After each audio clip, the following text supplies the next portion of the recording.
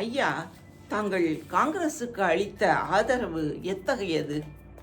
பார்ப்பனர் காங்கிரசுக்கு அளித்த ஆதரவு எத்தகையது ஐயா? காங்கிரஸின் தொடக்கம் எத்தகையதாய் இருந்தது ஐயா? காங்கிரஸை பற்றிய தாங்கள் முடிவாக ஏதேனும் கூற விரும்புகிறீர்களா ஐயா என்று பல விளக்கங்களை கேட்கிறார்கள் புலவர் மாநனன் அவர்கள்.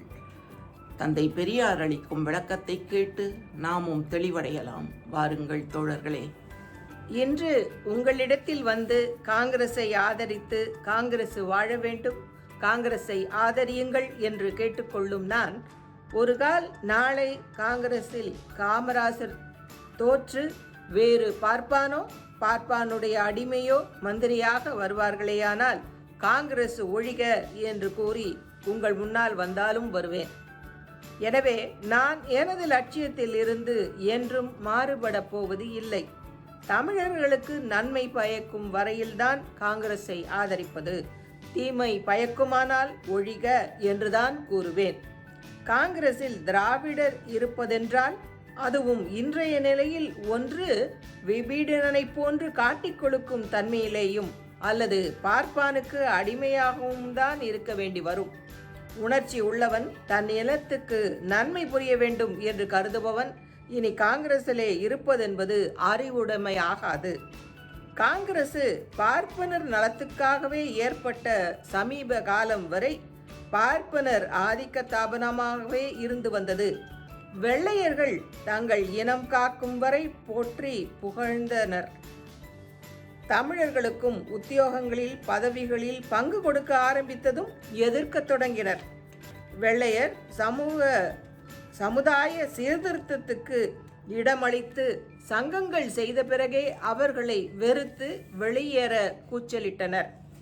காங்கிரசு என்ற சொல்லிற்கு கூட்டம் என்றுதான் பெயர். அதற்கு வேறு தனியான பொருள் கிடையாது. இந்த பெயரும் வெள்ளைக்காரனால் கொடுக்கப்பட்டது. ஏன் கொடுக்கப்பட்டது என்றால், தங்களை பற்றி பிரச்சாரம் செய்ய சில கூலிகளை பிடித்து ஆரம்பிக்கப்பட்டதுதான் காங்கிரஸ். அதாவது வெள்ளையர்கள் ஆட்சியின் மேல் மக்களுக்கு பற்று ஏற்படும்படியாக பிரச்சாரம் செய்வதற்காக கூலி கொடுத்து ஆட்களை பிடித்தான். அங்கு வடக்கே உள்ள பார்ப்பனர்களும் இங்குள்ள பார்ப்பனர்களும் போய் சேர்ந்தனர். வெள்ளைக்காரன் ஆட்சி நிலைக்கவும் பார்ப்பான் கூலி வாங்கவும் ஏற்பாடு செய்யப்பட்டதே இந்த காங்கிரஸ். காங்கிரஸ் என்பது பார்ப்பானின் பதவி வேட்டை தாபனமே ஆகும். காங்கிரஸை உண்டாக்கியவன் வெள்ளையன், பரப்பியவன் பார்ப்பான், அதற்கு தொண்டு செய்பவன் கூலி. அதை தேசிய ஸ்தாபனம் என்று நம்புகிறவன் மூடன் என்று சாடுகிறார்கள் தந்தை பெரியார் அவர்கள். காங்கிரசின் ஒவ்வொரு காலகட்டத்திலும் அதன் செயல்பாடுகளின் அடிப்படையில்தான் ஐயா பெரியார் அவர்கள் அதை ஆதரிப்பதோ எதிர்ப்பதோ என்ற நிலையை எடுத்திருக்கிறார்கள். தன் லட்சியத்திலிருந்து ஒருபோதும் அவர் தவறியதே இல்லை என்பதை நம்மால் உணர முடிகிறது. பெரியாரின் இத்தகைய கருத்துக்களை எல்லாம் பெரியாரை கேளுங்கள் என்ற நூலாக தொகுத்து தந்திருக்கிறார்கள் புலவர் மாநனன் அவர்கள். மானமும் அறிவும் மனிதருக்கு அழகு.